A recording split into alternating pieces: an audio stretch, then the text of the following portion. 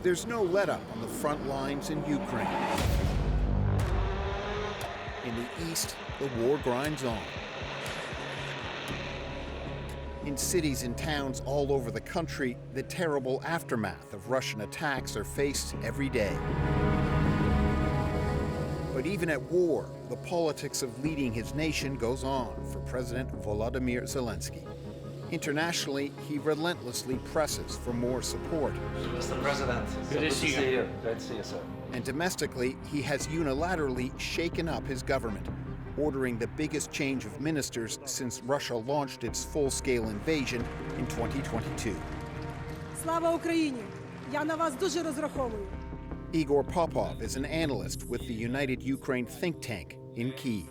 Just after 2.5 years of war, some people are too exhausted. And some other people, they have enough energy to occupy new positions. We see that all of this has been orchestrated from the office of the president and the president himself without consulting.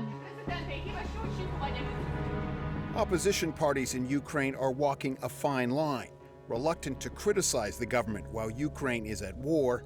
But Ivana Klumpish-Sysadze from the European Solidarity Party is deeply skeptical of how the president is making decisions. Are you concerned the president is centralizing too much power in his office?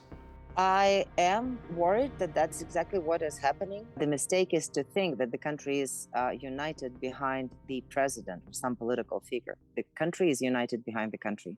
The country is behind this is united behind the need for the country to survive.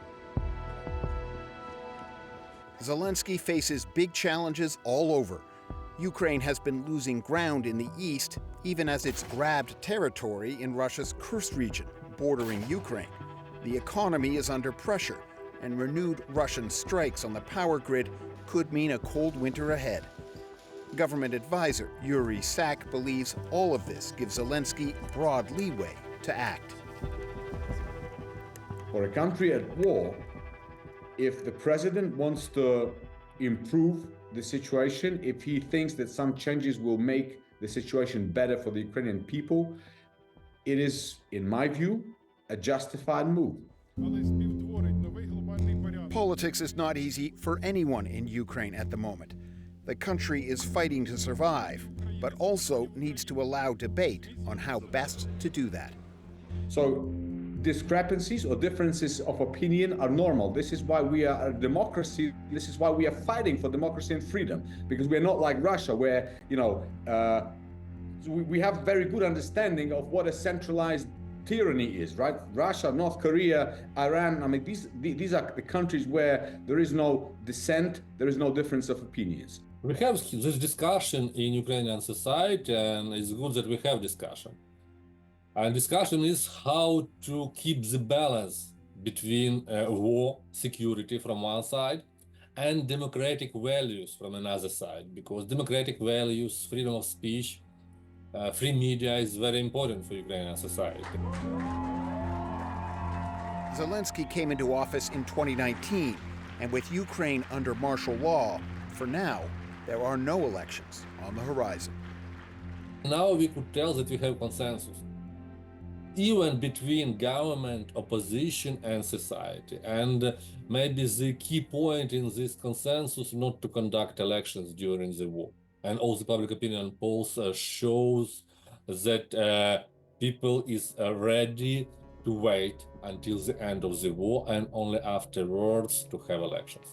Critics say the longer the war drags on, the less Zelenskyy and his government are consulting with parties from across the political spectrum.